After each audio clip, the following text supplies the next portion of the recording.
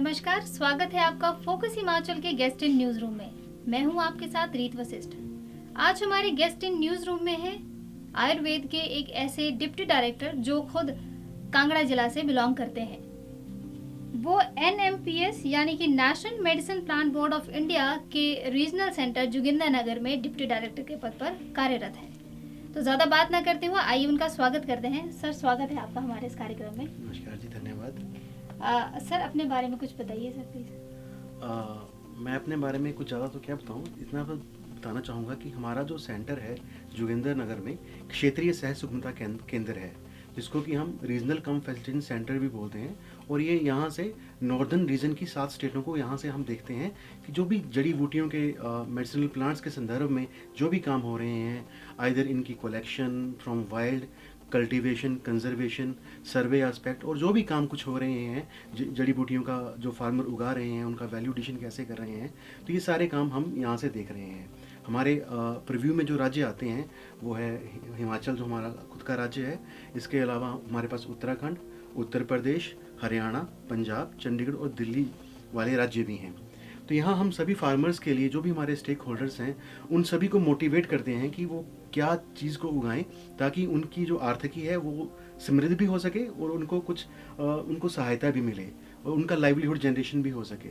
तो जो पौधे जिस क्लाइमेट के लिए सूटेबल हों, जैसे हमारा हिमाचल है, उत्तराखंड है, यहाँ पे हाई एल्टीट्यूड मेडिसिन प्लांट्स की भरमार है। कुटकी, अतीस जैसे बड़े दुर्लभ पौधे हैं जो कि यहाँ पे ही पाए जाते हैं। अन्य क्षेत्रों में जो हमारा नीचे वाले क्षेत्र हैं, वहाँ पे हम अलग पौधे, जो गर्म जलवायु वाले पौधे होते हैं, उनको उगाने की किसानों को सलाह देते हैं। और उगाने के साथ साथ हम ये भी बताते हैं कि आप इसको उगाने के बाद कैसे इसका वैल्यू एडिशन एट सोर्स करेंगे ताकि जो आपकी समृद्धि हो, आय हो, वो डबल से ट्रिपल हो। जो कि आज हमारा मंत्रालय है, आयुष मंत्रालय, और हमारी भारत सरकार और हमारी हिमाचल सरकार, सभी का यही उद्देश्य है कि किसानों की आय को डबल से ट्रिपल किया जाए।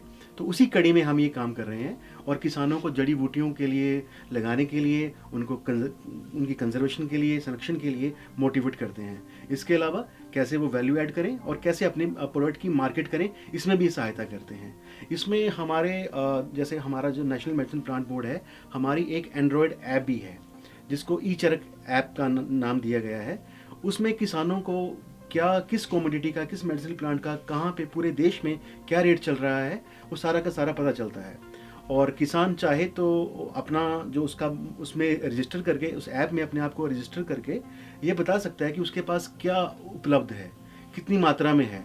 और जब वो अपने आप को एंटर करेंगे, उसमें अपने आप की जो सारी डिटेल्स डालेंगे, तब जो बायर होंगे वो उनको खुद अप्रोच करेंगे और उनसे खुद उनके कॉन्टैक्ट पे उनको फ़ोन करेंगे और सीधा बायर टू फार्मर सीधा इंटरेक्शन होगा। इन बिटवीन को जो बिचौलिए वगैरह का सिस्टम है, सारा का सारा खत्म कर रहे हैं। सर, जैसे आप ऐप की बात कर रहे हैं कि जो ऐप है वो किसान अपने फ़ोन में डाउनलोड कर सकते हैं, तो उसका सर प्रॉपर एक लिंक है या किस तरह से वो डाउनलोड कर सकते हैं जिससे उनको फ़ायदा मिले? हमें प्ले स्टोर में जाके ई-चरक टाइप करना है और वो ऐप अपने आप डाउनलोड हो जाएगी। उस ऐप में साइन इन करके, रजिस्टर करके आप इसको बिल्कुल आराम से यूज़ कर सकते हैं।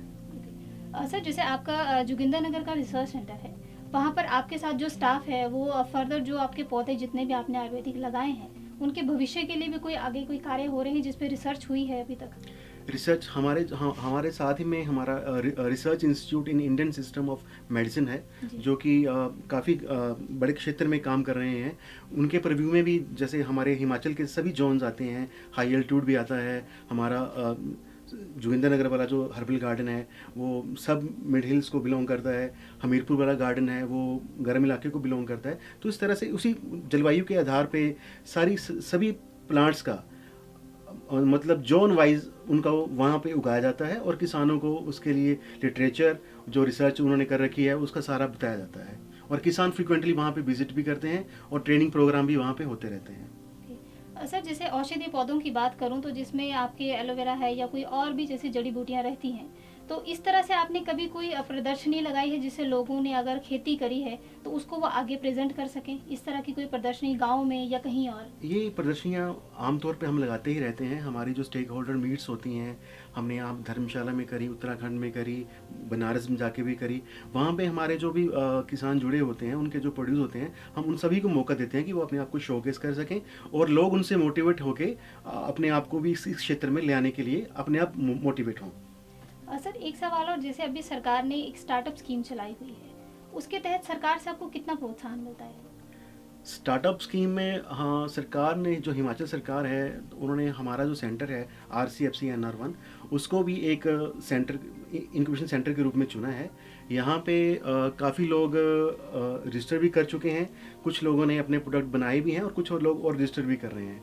तो हमारा जो सेंटर है वो फोकस इसी पे है कि आयुर्वेदिक आधार पे, जड़ी बूटियों के आधार पे क्या किया जा सके। तो इस आधार पे हमारा जो इंक्यूबेशन सेंटर वो काम कर भी रहा है। सर जैसे अभी डॉक्टर साहब आपने बताया कि लोगों को अपनी जो फसल है वो बेचने के लिए कहीं जाना नहीं पड़ेगा, तो अगर जिन लोगों के पास फ़ोन नहीं है, जो नहीं डाउनलोड कर सकते किसी वजह से, जो काफ़ी इंटीरियर एरिया से आते हैं, जिनको इस बारे में जानकारी नहीं है, फिर भी वो फसल उगा रहे हैं, तो वो किस तरह से अपनी जो अपनी फसल है वो मंडी तक पहुंचाए, या कोई और स्कीम है जो सीधे आपके पास ये आपने बड़ा अच्छा प्रश्न पूछा है कि जो किसान कम मात्रा में उगा रहे हैं या जिनके पास ऐसी फैसिलिटीज़ नहीं है, तो सबसे पहले तो मैं ये बोलना चाहूँगा कि जो बायर है उसको भी क्वांटिटी ओरिएंटेड ही क्रॉप ही चाहिए, क्योंकि कोई भी फार्मेसी बड़ी कंपनी है, उसको ट्रक लोड्स में मटेरियल चाहिए। कोई छोटे से मटेरियल के लिए कोई आसानी से आता भी नहीं है। तो इस संदर्भ में यही कहना चाहूँगा कि किसान जो है क्लस्टर बेस्ड अप्रोच करें। एक किसान नहीं, कम से कम 10-12 जितना हो सके उतने किसानों का समूह मिलके ये काम करे, और जो कोई भी बायर हो उसको एक अच्छी क्वांटिटी बल्क में एक जगह ही मिल जाए। तो आराम से इससे क्या, किसानों को भी सहायता मिलेगी और जो बायर होगा, जो कंपनीज होगी, उनको भी एक सहूलियत रहेगी कि एक जगह पे उनको सारा सामान मिल जाएगा और मार्केटिंग में आसानी भी रहेगी। इसी अप्रोच पे जैसे गवर्नमेंट ऑफ इंडिया का जो चल भी रहा है फार्मर प्रोड्यूसर कंपनीज बनाने का, वो भी यही है कि ज़्यादा से ज़्यादा किसान इकट्ठे होकर एक कंपनी बनाएं, और जब उनका कुछ कॉर्पस फंड इकट्ठा होता है तो गवर्नमेंट उसमें उतना ही फंड डाल के उनका हैंड होल्डिंग भी कर रही है ताकि वो अपने काम को आगे बढ़ा सकें।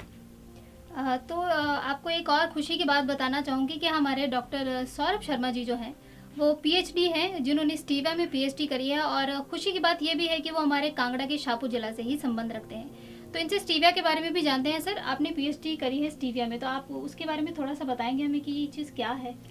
जी, मेरा जो PhD का प्लान था वो स्टीविया पे ही था। हमने इसकी जो एग्रो टेक्निक्स डेवलप करी थी और जो कुछ अलग पैरामीटर थे जैसे मल्च के पैरामीटर, उनमें से हमने देखना कि कौन सा फैक्टर स्टीविया की ग्रोथ के लिए बेटर है।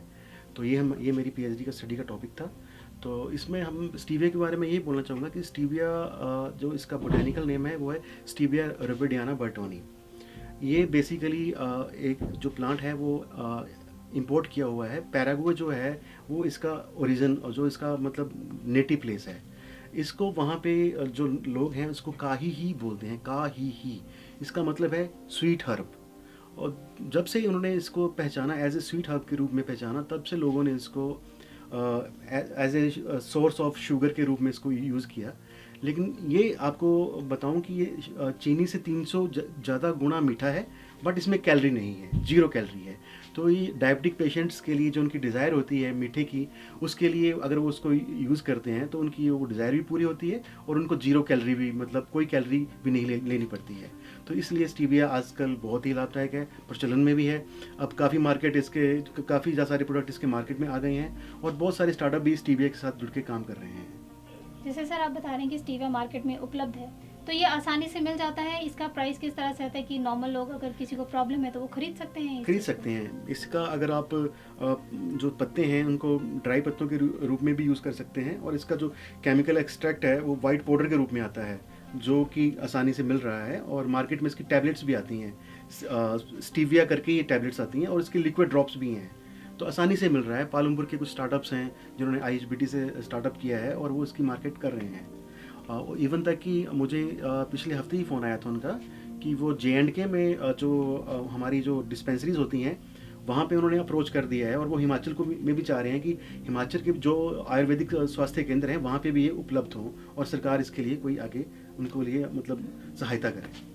जी सर। सर जैसे अभी आयुर्वेदिक की बात है तो आखिरी सवाल मैं आपसे यही करना चाहूँगी कि आयुर्वेद आजकल विश्व भर में भी प्रचलित है, तो लोगों को आप क्या संदेश देना चाहेंगे कि सर जो एलोपैथी से हट के आयुर्वेद में आ रहे हैं तो उनके लिए उनके क्या तथ्य और क्या भ्रांतियाँ हैं?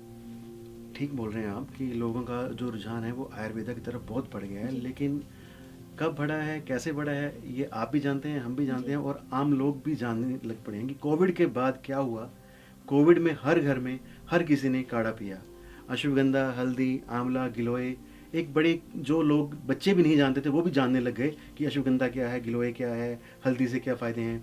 तो इस तरह से मतलब पूरे वर्ल्ड ने भी ये माना कि जो मोर्टेलिटी इतनी कम हुई है इंडिया में क्यों हुई है, वो हमारे खाने से, जो हमारे खाने में हम मसाले यूज़ करते हैं, हमारे ट्रेडिशनल फूड्स हैं, इन सब की वजह से हम बचे हैं। और हमारे जो अश्वगंधा है जो कि जिसकी की डिमांड कोविड में इतनी बढ़ गई कि ये सबसे बड़ा न्यूट्रास्यूटिकल प्रोडक्ट बन गया यूएस में भी और यूरोपियन मार्केट में भी, और इसकी इतनी ज़्यादा मतलब पहचान हुई है।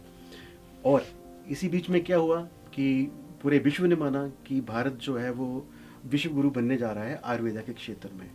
WHO ने क्या किया, WHO ने इसी का संज्ञान लेते हुए हमें global centre for traditional medicine का दे दिया, जो कि जामनगर में पिछले साल 22 अप्रैल को इसका इनॉग्रेशन हुई थी, जिसमें कि WHO के जो डायरेक्टर जनरल थे डॉक्टर टेड्रोस, वो खुद आए हुए थे, मोदी जी के साथ मिलकर उन्होंने इनॉग्रेशन की। तो वहीं यही देखिए तो इतना बड़ा सेंटर जो इंडिया को मिला है, traditional centre for global centre for traditional medicine, वो बहुत बड़ी बात है। और हम इस बात के लिए हमें सौभाग्यशाली भी मानना चाहिए हमें पूरे भारतवासियों को कि वर्ल्ड हमें विश्व गुरु मानने को मतलब मान चुका है और हम आयुर्वेदा में एक क्षेत्र में बढ़ रहे हैं। बहुत बहुत धन्यवाद सर, मैं आपको बहुत धन्यवाद करना चाहूँगी कि आपने अपना कीमती समय हमारे न्यूज़ रूम के लिए निकाला। सर बहुत बहुत धन्यवाद आपका। ये थे सर हमारे साथ डॉक्टर सौरभ शर्मा जी, जो PhD होल्डर हैं स्टीविया में भी। उन्होंने बात करी आज हमारे साथ आयुर्वेद की। जैसे इन्होंने बताया कि विश्व भर में भी आज आयुर्वेद अपना नाम कमा रहा है और विश्व गुरु बनने की ओर पर है। तो इसी तरह हमारे साथ बने रहिए न्यूज़ रूम के साथ और ऐसी ही हस्तियों के साथ आपको मिलवाते रहेंगे। तब तक देखते रहिए फोकस हिमाचल।